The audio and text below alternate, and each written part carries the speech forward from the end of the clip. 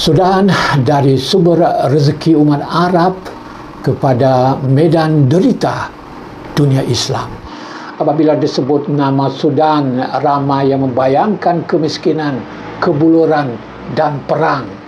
Tetapi hakikatnya Sudan bukan miskin. Sudan adalah salah satu tanah paling subur dan paling kaya di benua Afrika dan dunia Arab. Ia hanya dijadi miskin oleh politik yang rosak, kerakusan elit dan campur tangan kuasa asing yang memecah belahkan negeri ini sejak era kolonial hingga hari ini. Sudan mempunyai tanah seluas lebih 1,8 juta kilometer persegi dan lebih 200 juta hektar tanah pertanian yang sebahagian besarnya belum ditoraka. Sungai Nil, nadi kehidupan Mesir dan Sudan, mengalir lebih 1.500 kilometer di bumi Sudan, mencipta delta subur seperti Sahel Al-Jazirah atau dataran Al-Jazirah dalam bahasa Melayu dan Gezira Plain dalam bahasa Inggris.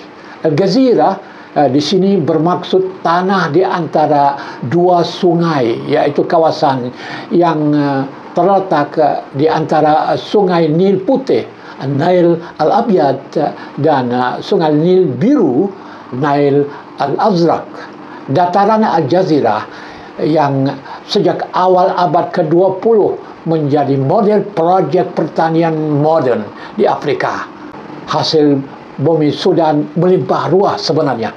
Minyak dan gas asli dari Kordofan dan selatan Sudan sebelum perpisahan dengan Sudan Selatan pada tahun 2011, emas yang kini menjadi sumber utama ekspor gam Arabic yang merupakan bahan penting industri makanan dan obat dunia, di mana Sudan menguasai lebih 60% pasaran global, serta biji besi, tembaga, kronium, gypsum dan uranium.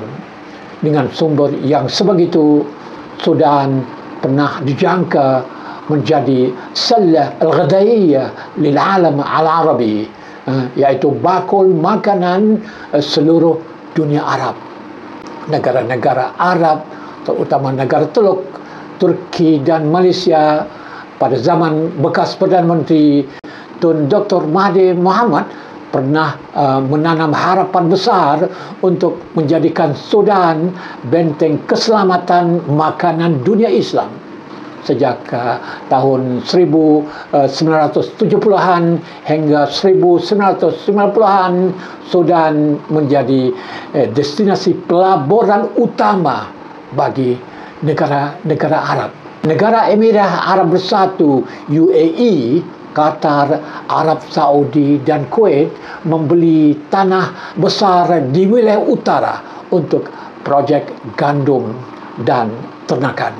Malaysia melalui Petronas bukan hanya melabur dalam sektor minyak, tapi juga pernah membantu projek pertanian di delta Sungai Nil, termasuk percubaan menanam padi dalam skala besar sebagai langkah membina keupayaan pertanian strategik dunia Islam.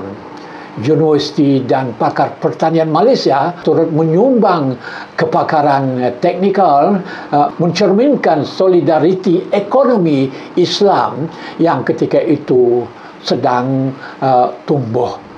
Namun sayangnya projek-projek itu tidak bertahan lama. Birokrasi, rasuah, konflik dalaman, dan kejatuhan nilai mata wang menjadikan banyak inisiatif gagal sebelum mencapai potensi sebenar. Sudan memiliki bumi yang subur tetapi diperintah oleh tangan-tangan yang kotor. selepas kejatuhan Presiden Ja'far Numeri pada tahun 1985 dan kemudian kejatuhan pula rejim Islamik Omar bin Bashir pada tahun 2019, Sudan tidak pernah stabil. Setiap era pemerintahan mengulangi corak yang sama, di mana elit yang berpura-pura atas nama Islam atau nasionalisme tetapi menindas rakyat dan menjarahkan hasil bumi. Konflik etnik, perebutan kuasa di Darfur Selatan dan Timur menelan berjuta nyawa. Apabila revolusi rakyat pada tahun 2019 menumbangkan Bashir, dengan penuh harapan dunia menyangka Sudan akan bangkit sebagai demokrasi Arab pertama selepas Arab Spring Rabi' al-Arabi. Namun impian itu hanya sekejap.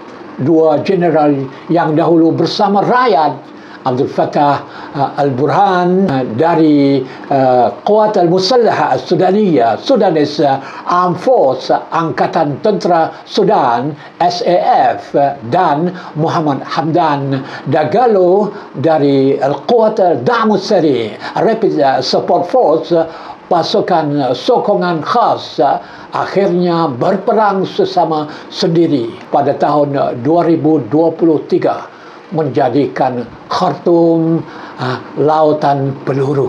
Kini Sudan menjadi antara krisis kemanusiaan terbesar di dunia. Lebih 10 juta orang kehilangan tempat tinggal dan lebih 1 juta melarikan diri ke Syad, Mesir dan Ethiopia. Kebuluran semakin parah bukan kerana tanahnya tandus, tetapi kerana tanah subur itu kini dipenuhi dengan mayat dan bom. Pertubuhan Bangsa-Bangsa Bersatu menganggarkan lebih 25 juta rakyat Sudan kini memerlukan bantuan segera, iaitu hampir separuh populasi negara Arab Afrika yang menjadi penyambung atau jambatan antara dunia Arab dan Afrika. Dan kini bukan lagi negara merdeka sepenuhnya, tetapi medan proksi antarabangsa di mana setiap kuasa luar cuba menegakkan kepentingannya sendiri atas penderitaan rakyat Sudan. Terima kasih kerana menonton dan kita berjumpa lagi dalam bahagian akan datang. Sekian, wassalam.